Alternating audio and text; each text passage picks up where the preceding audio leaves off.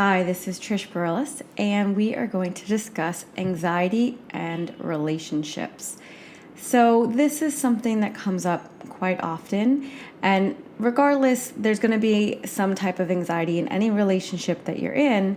The type of relationship we're going to talk about is with a significant other or your partner, your husband, your boyfriend, your girlfriend, etc. And it's not the regular anxiety that I want to really focus on. The regular anxiety, does he like me? Are we going to get married? Are we going to have babies? That's all completely normal.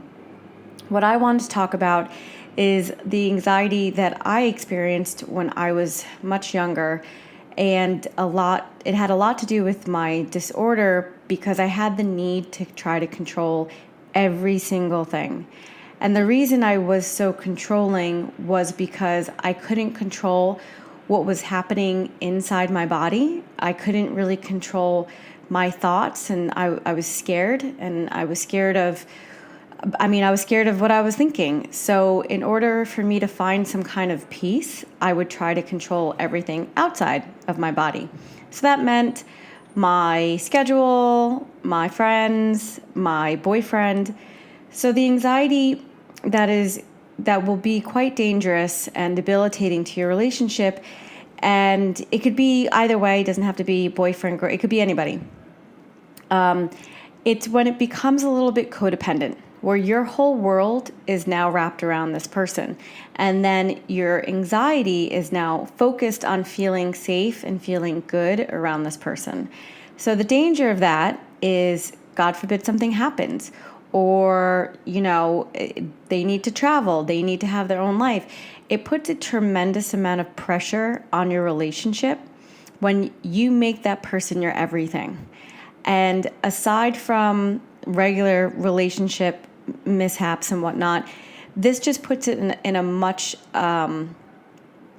it puts it in it's almost like you're walking on a really fine thread. I mean, it just doesn't have enough support.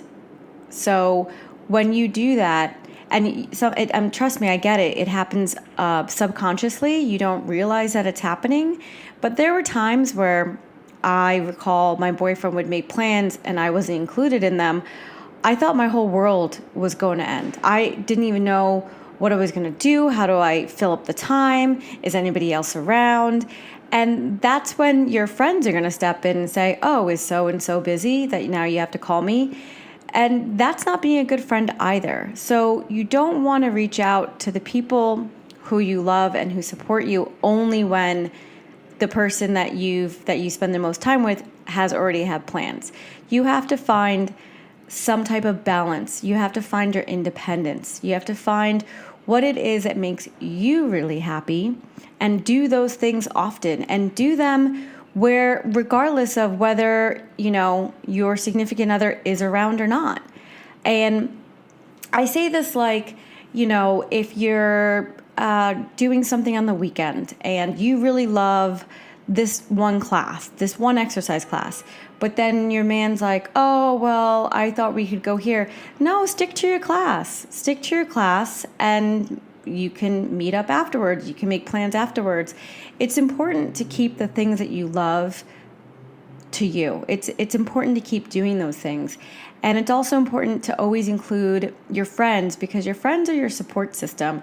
Your friends will be there sometimes when your family won't be. Sometimes your friends become your family. So anxiety puts certain people in a place where they start to become codependent, and then they start to revolve their entire life around that other person. And then all of a sudden, you're in so deep, you don't even know when it happened. You don't even know, where did I go and what did I like to do? And I don't find anything enjoyable anymore. And it's a problem. But sometimes you realize it's too late. Maybe you've been married for 15 years and now all of a sudden you don't know who you are anymore.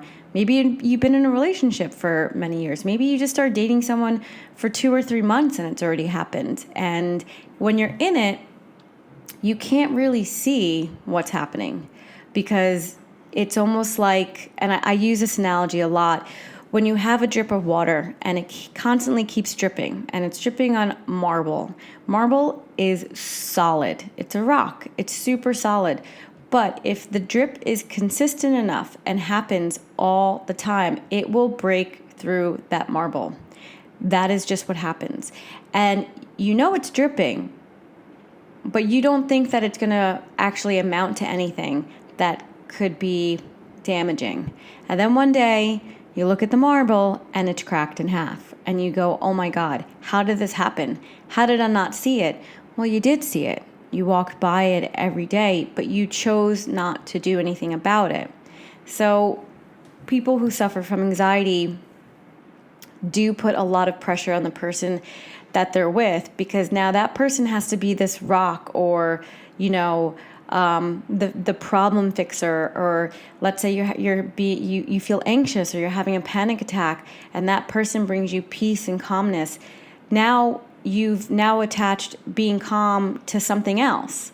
So it's hard, and I know it's hard, but it only gets easier in time that you have to look to yourself for your own comfort. You have to really say to yourself, what makes me so scared?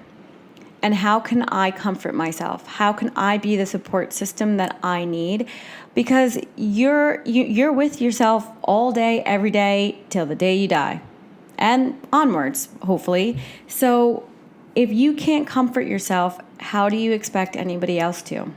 And yes, that means you have to go a little bit deeper. It means that maybe you have to spend more time alone, which I know can be difficult for some people, but that's the only way that you can get past it. And a relationship should be the bonus to your life. It shouldn't be your life. Your life should be fulfilled 100%.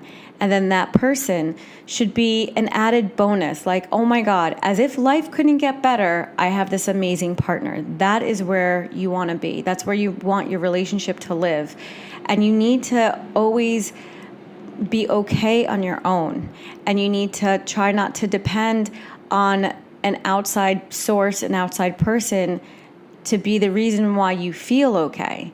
And with anxiety, because we get in this spiral, and we go into this crazy catastrophic thinking, and like myself, panic attacks, you want to pick up that call, or the phone, and call that person and say, I can't do this. Can you help me? Talk to me. Like, I get it. And I've had people, not relationships, I've had just people in my life who have been my lifeline, right? If it really gets bad, that's my lifeline.